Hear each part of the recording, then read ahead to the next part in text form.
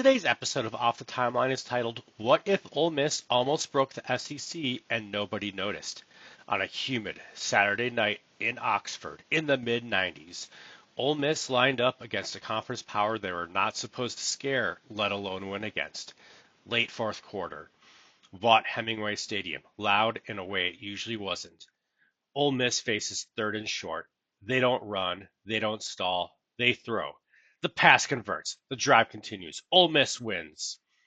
That moment didn't change the standings. It didn't win a division. It didn't crown a champion.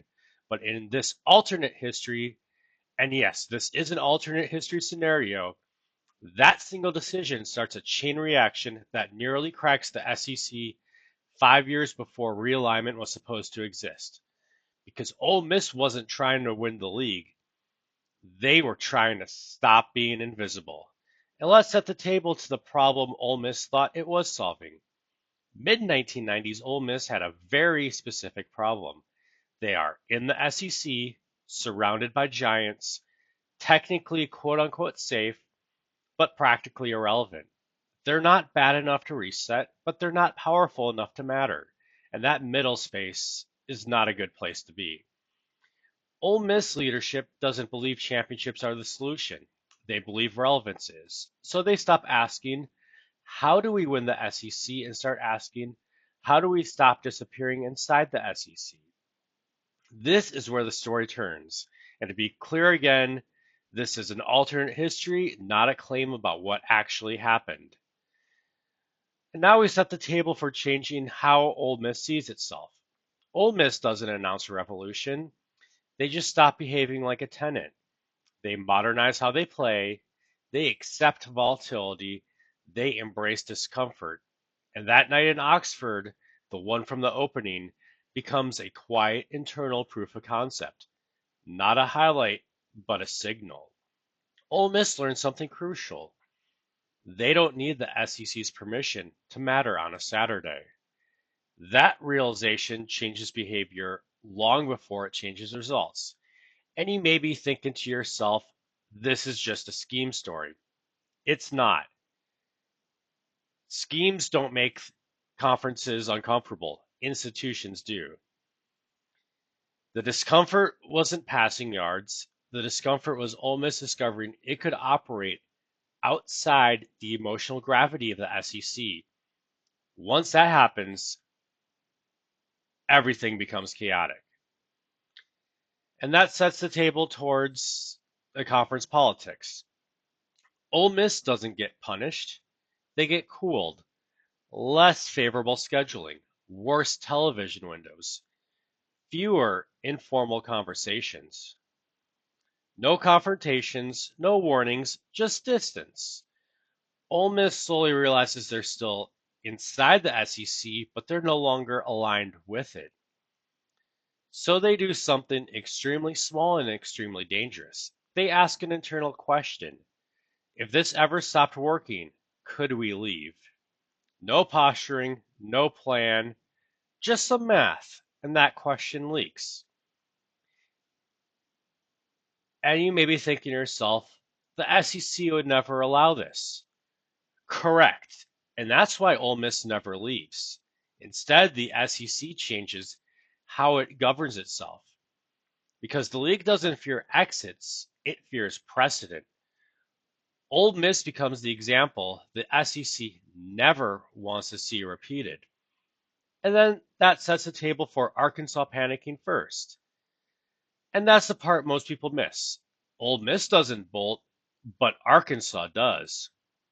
Arkansas sees Ole Miss testing boundaries, conference hierarchy hardening, its own position growing fragile. Arkansas doesn't posture, they don't campaign, they move.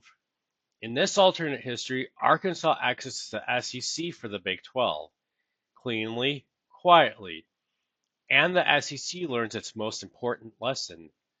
The next one must never be able to imagine leaving. And you'd be thinking to yourself, Arkansas leaving would have broke the SEC. It does not. It disciplines the SEC. From this point forward, control matters more than upside, loyalty matters more than brand size, Strong personalities are liabilities. This is the philosophical birth of the modern SEC years early.